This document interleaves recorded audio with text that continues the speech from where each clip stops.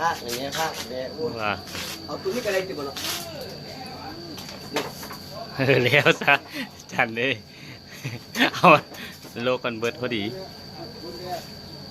บ่ได้ตีนี่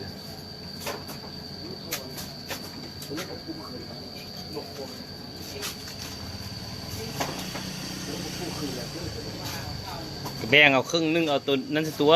นี้วะมันบ่ได้มันละแบ่งเอาครึ่งนึงก็จงไว้ตัวน้อยๆก็มีเด้อย่ามันเอามาแล้วนะ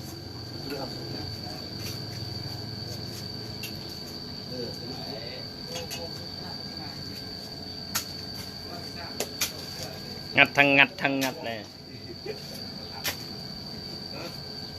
เป็นบุมีค่าเลยเขาว่าจะขุดเอาเรื่องนี้เรียบที่สมิโรอะไรละ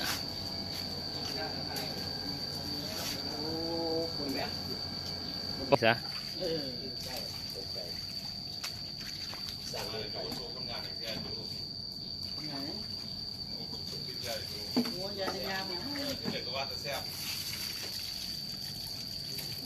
เป็นคนบ่มีค่าได้ขุดเอา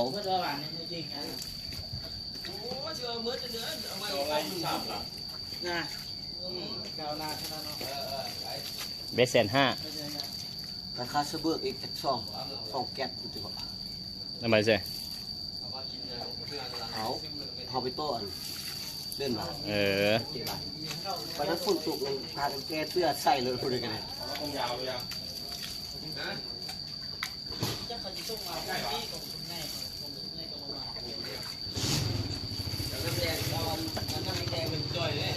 มีค่าแล้ววันนี้นะแต่ก่อนเป็นคนไม่มีค่าเอาบุได้ที่ตายก่อนเนาะเป็นอย่างไม่ได้สร้างกันที่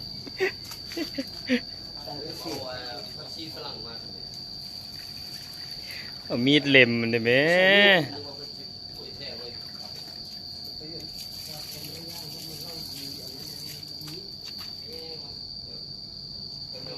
เอามีดมาแม่เอามีดเอาไหมมึงย่างบนไว้กูพูดไทยมึงเป็นเหี้ยโอ้ย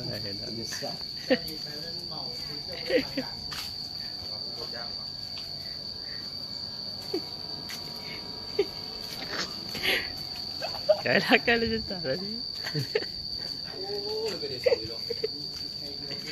คนดังในบางก็อย่างเป็นเช่นเลยน้ำกระตาทิพย์เนี่ย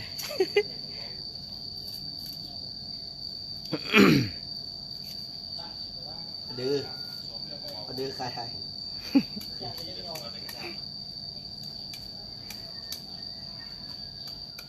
สบายดีเนาะตอนนี้พวกเขากำลังแต่งกินข้าวสวยหัวหน้าเพิ่นอุปถัมภ์เรื่องการเอาไก่มาแล้วอันนี้มันสมหน้าอันเบาคำเขียนเพิ่นกำลัง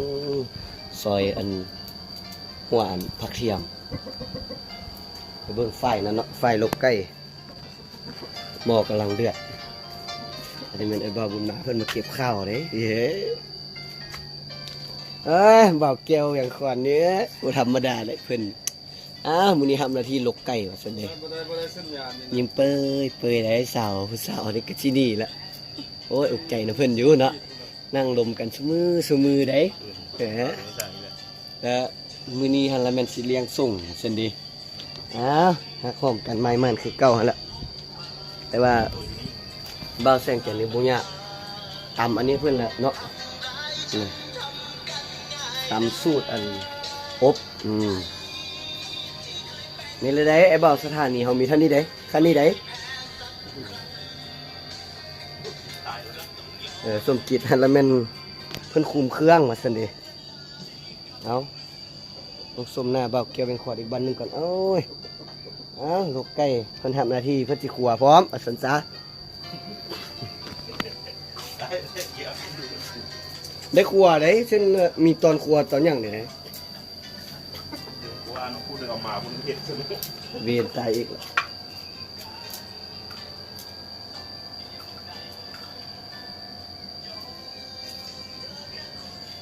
เท่านี้แหละพี่น้องเว้ย